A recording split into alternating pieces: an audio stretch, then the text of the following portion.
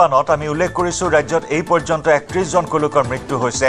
চৰাইদেউ জিলাত বানত মৃত্যু হৈছে 6 গৰাকীৰ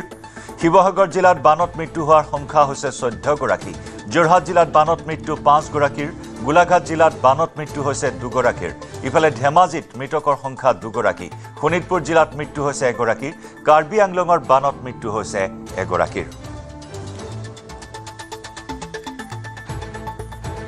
প্ৰলয়ংকাৰী বানত ৰাজ্যত এই পৰ্যন্ত মৃত্যু হৈছে 31 জনৰ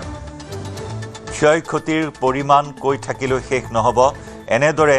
বৃহৎ লোকচানৰ সন্মুখীন হৈছে এইসকল ভুক্তভোগী ৰাইজ জন ধনৰ ক্ষতি জীৱন সম্পত্তিৰ কোনো নিৰাপত্তা নোহোৱা হৈছে এই ভয়ংকৰ বানত প্ৰলয়ংকাৰী বানত য'ত নেকি 31 জন লোকে প্ৰাণ হেৰুৱাবলগীয়া হ'ল চৰাইদেউ জিলাত বানত এই পৰ্যন্ত 6 গৰাকীৰ মৃত্যু শিৱসাগৰ জিলাত বানত মৃত্যু হোৱা লোকৰ সংখ্যা 14 গৰাকী যোৰহাট জিলাত 5 গৰাকীৰ মৃত্যু গোলাঘাটত 2 ধেমাজিত 2 শোণিতপুৰ জিলাত 1 গৰাকী আৰু কাৰ্বি আংলঙৰ বানত মৃত্যু হৈছে 1 গৰাকী লোকৰ এই পৰ্যন্ত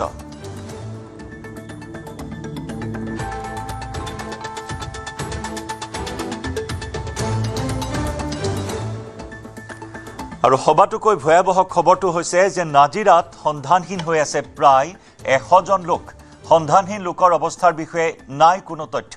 নিউজ 18ৰ আগত এই ভয়ংকৰ তথ্য প্ৰকাশ কৰে নাজিৰাৰ বিধায়ক ময়ূৰ বৰগোহাঁয়ে যেন বিভীষিকাৰ অন্য নাম নাজিৰাৰ বিহুবৰ আধা ঘণ্টাৰ ভিতৰতে তছনছ হ'ল সমগ্ৰ অঞ্চল তাৰ মাজতে উদ্ধাৰ কৰা হৈছে 6 জন লোকৰ মৃতদেহ বিপৰ্যয়ৰ সন্মুখীন হোৱা নেপালী আৰু আদিবাসী অধ্যুষিত অঞ্চলটোৰ ৰাইজৰ এই দুৰৱস্থাই সকলোকে চিন্তিত কৰি তুলিছে